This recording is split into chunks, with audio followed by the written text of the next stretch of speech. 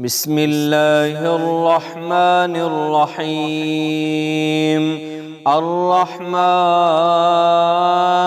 علم القرآن خلق الإنسان علمه البيان الشمس والقمر بحسبان والنجم والشجر يسجدان والسماء رفعها ووضع الميزان ألا تطغوا في الميزان وأقيموا الوزن بالقسط ولا تخسروا الميزان والأرض وضعها للأنام فيها فاكهة والنخل ذات الأكمام والحب ذو العصف والريحان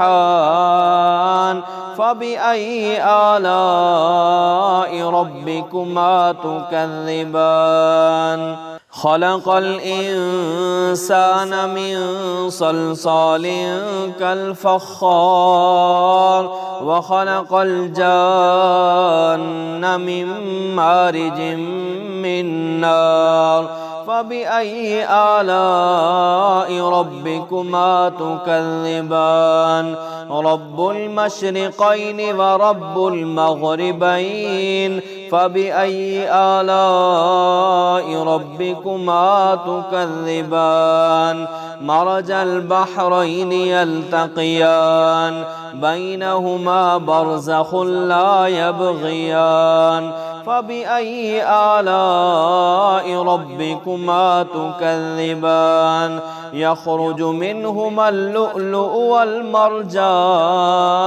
فبأي آلاء ربكما تكذبان وله الجوار المنشآت في البحر كالأعلام فبأي آلاء ربكما تكذبان كل من عليها فان ويبقى وجه ربك ذو الجلال والإكرام فبأي آلاء ربكما تكذبان يسأله من في السماوات والأرض كل يوم هو في شأن فبأي آلاء ربكما تكذبان سنفرغ لكم أيها الثقلان فبأي آلاء ربكما تكذبان يا معشر الجن والإنس إن استطعتم أن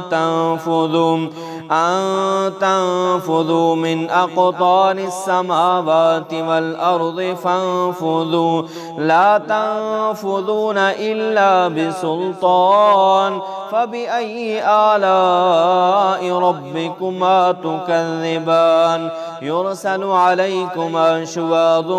من نار ونحاس فلا تنتصران فبأي آلاء ربكما تكذبان فإذا انشقت السماء فكانت وردة كالدهان فبأي آلاء ربكما تكذبان فيومئذ لا يسأل عن ذنبه إنس ولا جان فبأي آلاء ربكما تكذبان يعرف المجرمون بسيماهم فيؤخذ بالنواصي والأقدام فبأي آلاء ربكما تكذبان هذه جهنم التي يكذب بها المجرمون يطوفون بينها وبين حميم آن فبأي آلاء ربكما تكذبان ولمن خاف مقام ربه جنتان فبأي آلاء ربكما تكذبان